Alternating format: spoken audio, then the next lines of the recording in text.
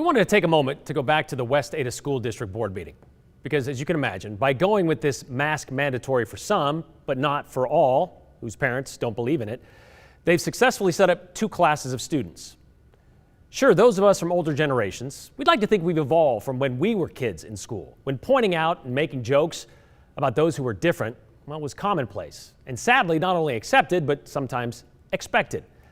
Maybe you didn't have the cool backpack, couldn't afford the trendy shoes, your hand-me-down pants were a little long or a little short. We saw it happen during the last school year, kids being bullied over masks. It's bound to happen.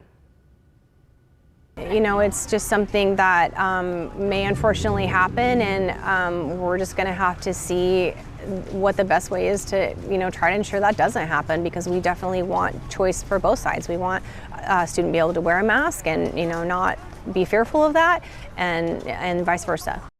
And sure, that's not on the district, but you know what else may unfortunately happen? Kids learning how to behave from their parents.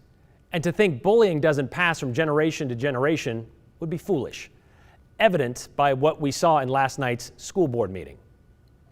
Do the right thing. Stand on the right side of history. Mandate masks at every grade level. Thank you. Thank you. And please, I really would like to just keep this going, and I appreciate keeping the respect at the level we need it to. I know this is emotional. Yeah, it was mentioned more than once during last night's school board meeting, members of the audience not really being respectful of the person that was speaking at the podium, hand gestures and whatever, and it wasn't just adults. Kids were doing the same thing. Granted, what we saw last night pales in comparison to what we see in memes and on comments posted on any social media page that encourages masks or vaccines, or vice versa. But what was seen was enough for school board trustee Renee Ozuna to call it out, that if we're going to go with this some masked and some not, we can't go with what we saw last night. We need to make sure that our kids are being kind to each other. Tonight in the testimony, I watched some eye rolling, I heard some comments from adults in this room when somebody was speaking that had a differing opinion of you. We've got to do better than that.